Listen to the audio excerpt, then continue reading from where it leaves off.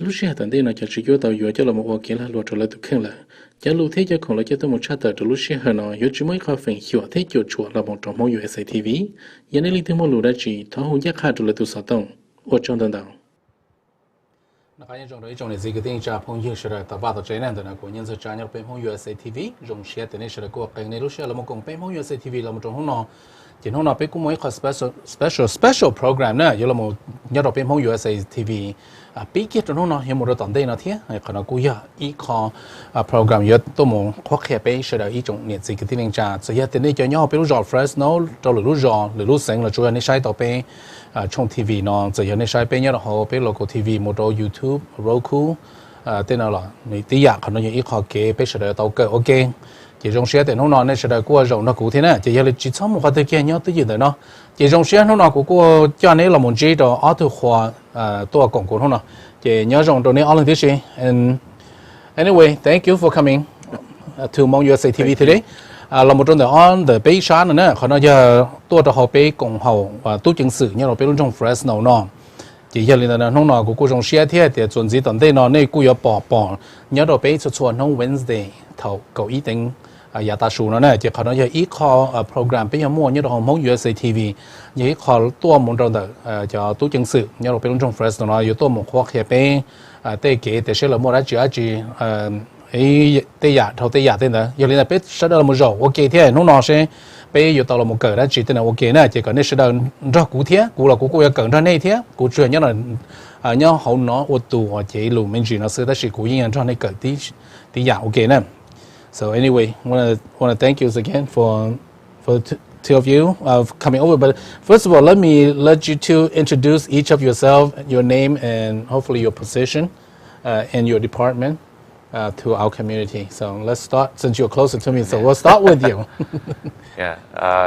Nhớ rằng, cú lúc bây Lucia, cú vậy tôi tận luôn trong the Fresno Police Department, the Shina cú là as a detective nhớ Southeast Fresno, lấy Belu station này nhớ để cho xí được để cho bà là lấy nó để giờ lúc ở chỗ của họ lấy ở chỗ đó mong USA TV lấy mong Lucia nó cho bây là đó nên thả thế là thả cho họ weekly talk show bây giờ để trong xe. Okay, well, go on to you. My name is Sergeant David Slecki, and I'm the supervisor of the Southeast Policing District's investigative unit. I supervise a group of officers that we do most of the investigations in the Southeast District. Okay, thank you again for taking your time out, from your work to come here and to educate our community, and we really do appreciate that. And so, anyway, the first question, hopefully it'll be for you. Now, họ và giờ the lúc học phía bây giờ sĩ thả nó một tuần đây là sĩ lúc học phía giờ tôi rồi the tu chứng sự tôi một cho họ bên này tôi một khoa kia bên cho này cho gì sẽ là này lúc học phía này giờ một đa chi một giờ một lý giải thì có họ bác kia mình chỉ theo có bên cho họ long nó chỉ có là họ sẽ lấy chọn tôi bên theo bên lúc học phía the Fresno Police Department bây giờ là đó chấm hông thả cho bên cho cái trái thế là thả cho crime thế cho tu sửa là nhiều không cho chế trong cho không đời nhau họ từ thế bây giờ là đó chấm hông thả cho là bao chế là do oli cho là thì thay là tu khen thế giờ là trong này chế là do là nhà này cho không là nhà này cho nhà tên này bây giờ là thả cho tên mình nên đâu bây giờ bây giờ Fresno nó mua để bây giờ khi bây giờ mong tờ này tàu này mua ít kho là thì thay này từ kinh tế bây giờ để bây giờ tao là bỏ giờ họ nói với kho bây giờ là đó bây giờ mong thả là ba quốc hệ rồi thế để này cho tôi mong residency academy này bao giờ bây giờ nó nhớ in the past giờ bây là thả cho nó sau này thì bao thế này thì cỡ tàu giờ bây giờ cái chạy trong chạy bây ô lử trong chạy thế cho tới mình nhau với lúc giờ trong chạy để bây giờ là khó khăn hơn nó rồi nên cho nè thế chỉ thế cho phong những này bao thì thay nên thì khen thế này bao hay thì bây lúc giờ Fresno trong chạy thế cho tới mình nhau họ từ nhau lúc giờ nó để bây giờ là thả cho họ nữa every Wednesday là nó này thả. Okay, thì trong xe là họ là cơ thế này chỉ là nè chỗ tàu cổng ra bé thế ở chỗ sụt xuân nông dân thì có ít tiền là chỉ bây giờ tôi chứng sự nhau bên trong Fresno làอยู่ตัวหมู่แต่อย่าเชื่อตัวหมู่ข้อแค่เราไปกับไปเชื่อกับตัวโอเคเต้นเดินสิเราไม่รอรู้ตั้งแต่เนาะจะกูอยากอีเรารู้ไปกูสาเป้าแต่อย่าอาจีฮะอย่างนี้เราตู้chứng sựเนี่ยอย่าแล้วเขาอย่าวิริยะแล้วเชื่อเลยกูภาษาแต่ชัวตัวหมู่ที่ตัวหมู่ali true là một trò bé cho vào community nó thế này họ đã chỉ tên là nó chỉ của họ nông bé the sergeant yeah okay now the question for you is why does the police department want to reach out to the Hmong community Okay. We do a lot of things in the community, and this allows us to reach out, to educate, to give people the opportunity to call in and ask some questions. Mostly, we've had multiple things go through. We've had the Hispanic Residence Academy. We've had the Hmong Residence Academy. All those are about education, to help not be a victim, to give you just more information to go about. And feel free to ask questions of us as we sit here. But specifically, we've been given a great opportunity with Hmong USA TV, and I'd like to thank you guys. I really appreciate this. This allows us to open it up to a lot more people that maybe don't have that opportunity to get to our academies, whether it be the Hispanic or the Hmong Residence Academy. But it allows us this education on a broader scheme and on a broader field. It really helps to open up the avenues for us. And it was just a great opportunity, and I want to thank you for it. okay thì khả năng là cũng hay khó thì cũng trong xe cơ thiết cho tôi chứng sự là cũng hành tả nào trong này thì cái này cũng học báo tàu thì bé cũng mua họ cái sự sáng tạo này cho nên từ tàu một cỡ và Hmong Resident Academy này giờ thầu bé cũng tàu một cổng thì bé từ một dạng đua trong này thì khả năng cũng hay khó thì trong thì là cũng tàu chú giờ tôi một chú rồi bé chọn Hmong kia rồi giờ bé chọn Hmong là được hai nên tên là cũng xa cỡ sẽ được nó tàu ý dạng thì là ok họ chuẩn bị tổng đây này cho đi họ bây giờ sĩ thả nó mà rồi còn này lúc họ phía tôi thả nó mà tôi thả lên để lia chua lúc chua dầu nó mà giờ là chỉ chua lúc hạt thì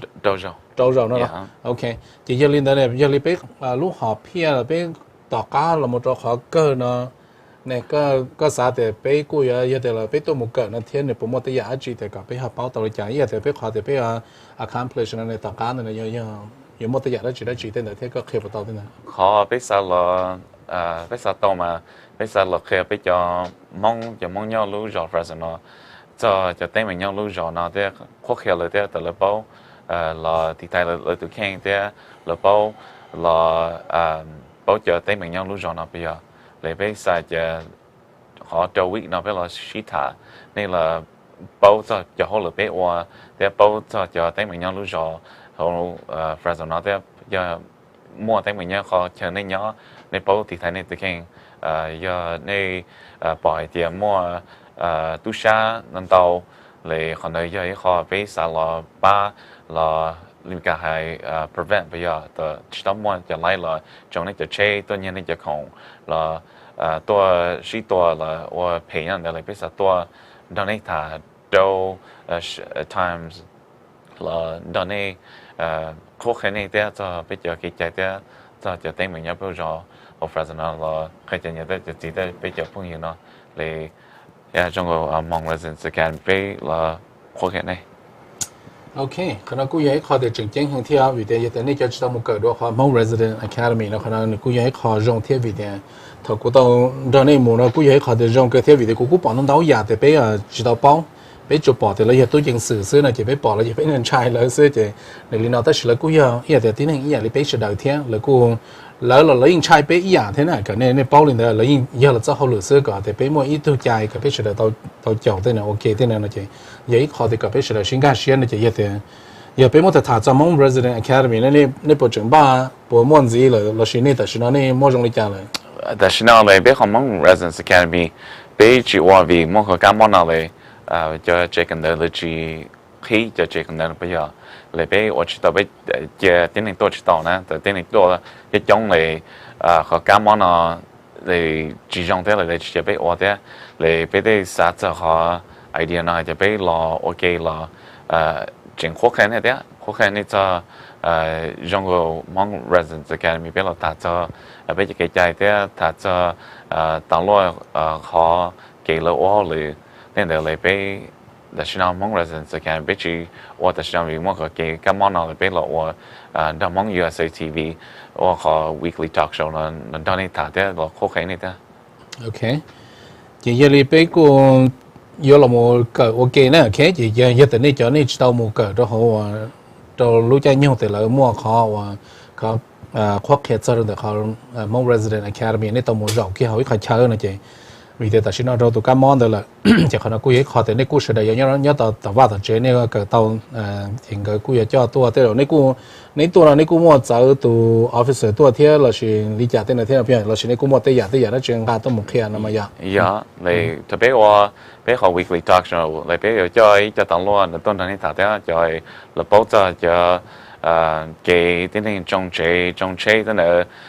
là tua thả thế cho bảo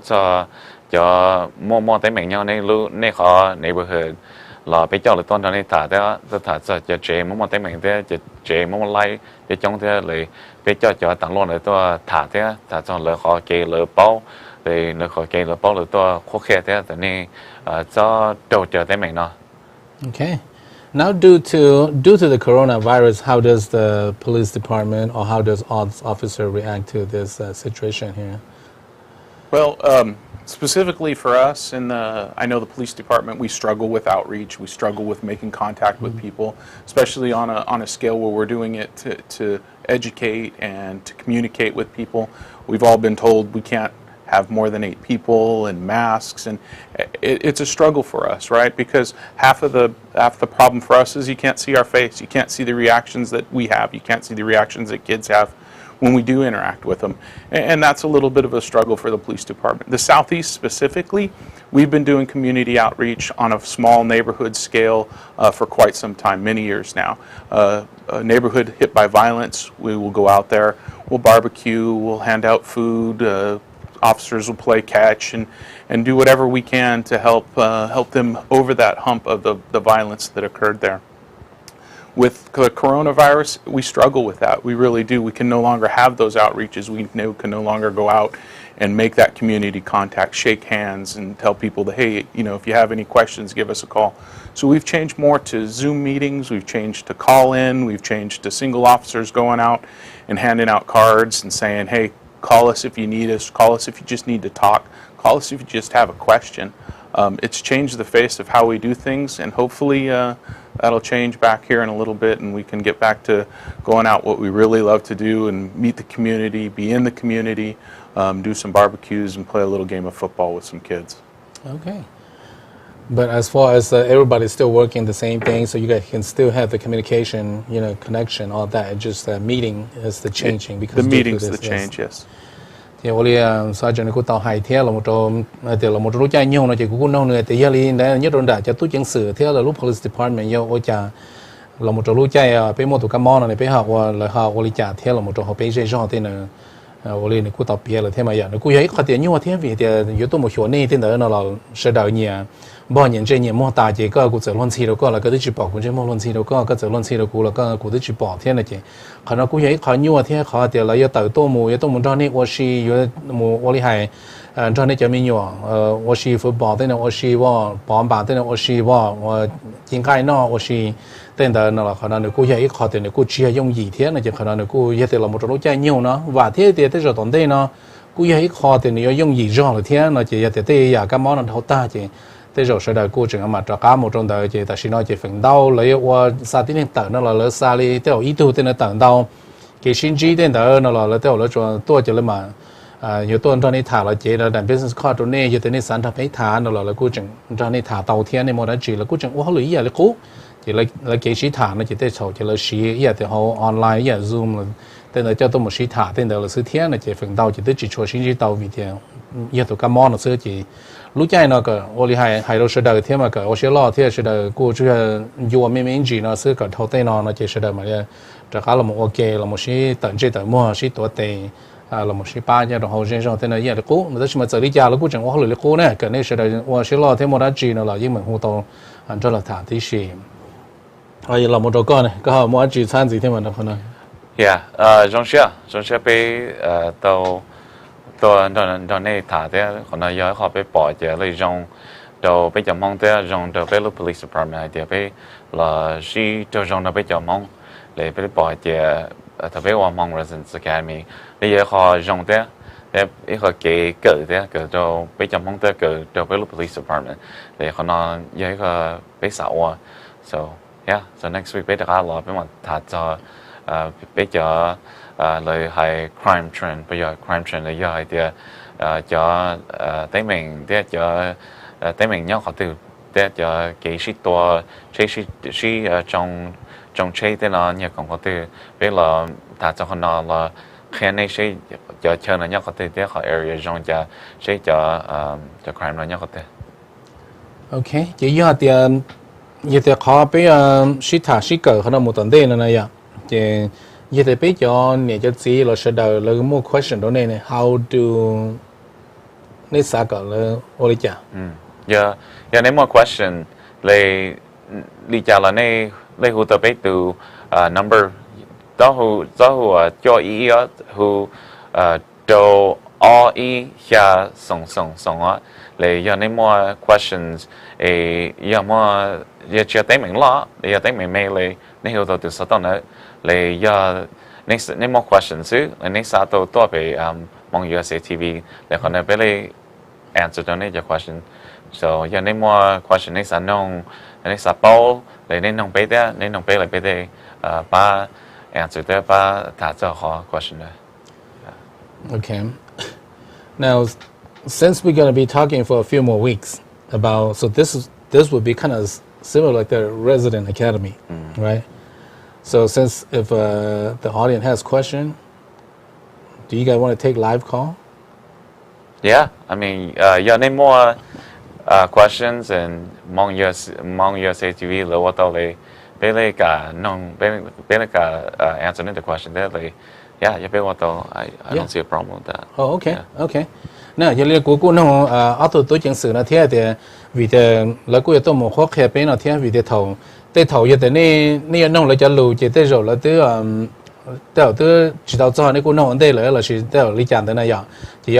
họ giống nó chỉ chuẩn bị tận đây nó bây giờ tôi tự đầu số phó số cho nó tận đây nó chỉ tiền dân trong tàu này thì là một công ty nhau rồi số nó Wednesday thầu có ý tưởng đấy nè chỉ bây giờ biết cái thầu có ý tưởng này chỉ giờ linh đạo nó chỉ họ nó bây giờ thấy số tông đồ này thế tất cả để bây bù này hú tua lại lâu nó chỉ bây mà cho tụi số tông tận từ TV thế chứ giờ linh đạo này cô hú tàu tôi nông thế chẳng nên họ mua lúa đã chỉ nên họ sao bao đã chỉ tên là chỉ nên cô hú tàu tôi chỉ giờ cho tôi chứng xử lên thứ cho tôi này nó lấy chủ tế tôi này mà biết. Yeah. Okay. So I would just share with the community at home that starting next week on, of course, our program here is going to be on every Wednesday at 11. So we'll start at 11, and then maybe when you guys can carry on the program, and as maybe half of the time, then maybe once you guys are ready to answer a phone call, we can do a live call, and people, in case anyone might have questions. Right. Pertain to maybe something that you already discussed on, and probably they didn't understand, or maybe they have something similar, and might ask a question to pertain to us what we can do to a situation. So, if you guys won't mind answer that, then we can put a phone here. Then, we can be glad to take live feed from our viewers too. Yeah. Okay, chỉ còn nó cũng có chừng chừng này, cũng đang cái gì ok được còn nó này chỉ bị một chỗ lừa thì thế là nó chỉ bị Olinda cái này gió trong tí là một con sai bị trong sự số nó vẫn sẽ theo có ý định sinh ra nó chỉ bị một lìa trâu thì họ nó chỉ cố trong có ý là họ nên tao một cái là họ và mong resident academy thế nên bộ mấy cái tôi cỡ này cho tao kể bị họ nếu test lấy là một bao nhiêu. Yeah, I think the video có bị cái này bây nông này questions đó, so này bộ cỡ thế này bộ bao đó. Giờ từ lên từ bao đó chỉ hú tao tua cái tao trong này giờ tới kho complete rồi. Yeah. Okay. Anything else that I was asking that okay, during this 9 or 6 weeks education here, hopefully at the end, if someone there was following us through, and at the end, if you guys have a question, if anybody can answer some of those questions, can win a gift, right? Now, any other thing that you would like to add on for the Resident Academy program? I would just like to thank Hmong USA TV for giving us this opportunity. This is an opportunity that quite frankly, we can't pass up. We get to educate on a much grander scale. And again, I think I mentioned before,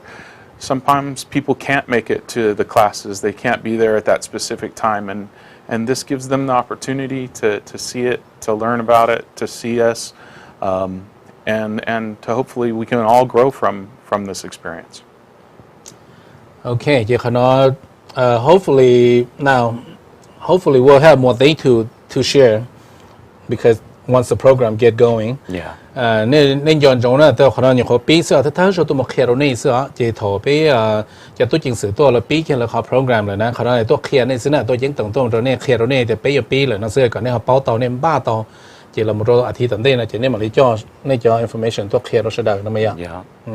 chỉ sẽ có học bộ môn chỉ họ参gì khi rồi sẽ được thì một lý giải cái là ba lý giải tên là thế. Yeah, lấy bé trong bắt đầu của hai bé là thà cho bé cho crime trend bây giờ là thà cho giờ cái